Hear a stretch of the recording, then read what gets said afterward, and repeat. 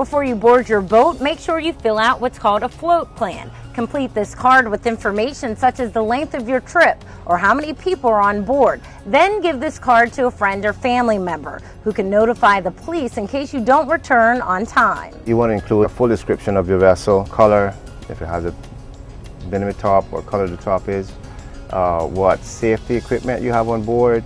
All these things will help the authorities to help identify your vessel if the need arises. I'll give you an example of a call that we got that worked out very easy for us. The person had actually told where they were going to go, and they had 3 stops. When they were delayed, we were actually able to go in sequence to each place, and we were very easily able to locate them, simply because they filed a float plan. The engine had actually gave them problems, and they didn't, unfortunately, have any type of communication. Communication is key to staying safe. Since cell phones won't work in some areas, boaters should install backup. One of the most important pieces of safety equipment you can have on board is a VHF radio, and that's similar to the one here.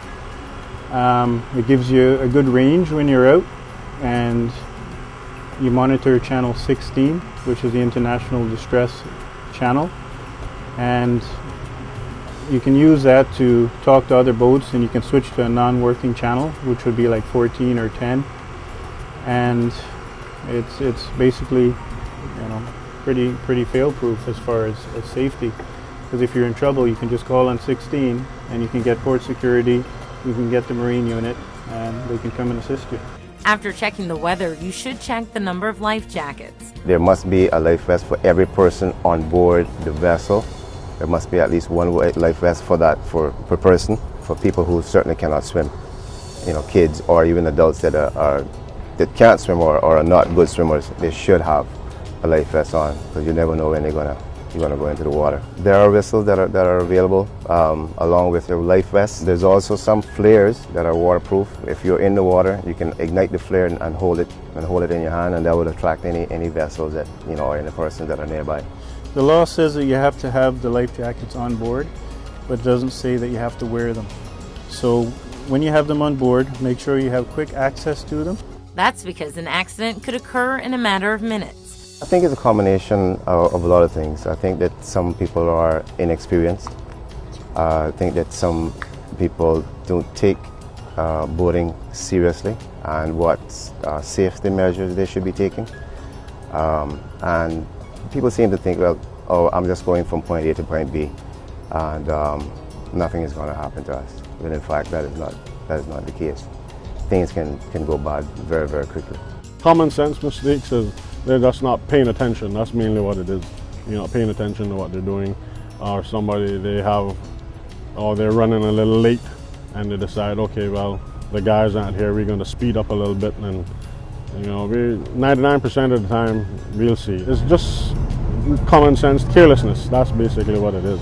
To avoid some situations, officials say to slow down and don't drink and boat. We got a number of reports of persons speeding along the 7 Mile Beach.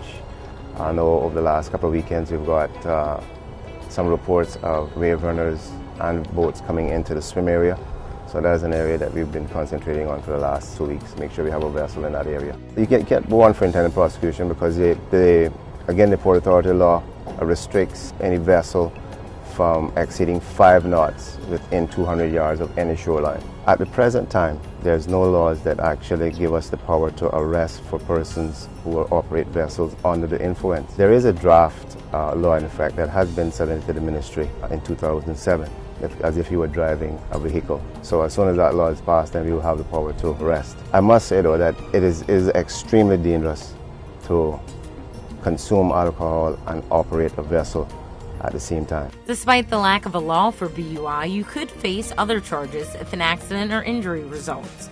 To enforce the regulations on the water, officers from various departments are on patrol day and night. Because of the tourism industry, we do pretty much all the major inspections. What do you look for? Life jackets, carbon dioxide or dry chemical fire extinguishers, flare kits, flashlight, whistles, radio.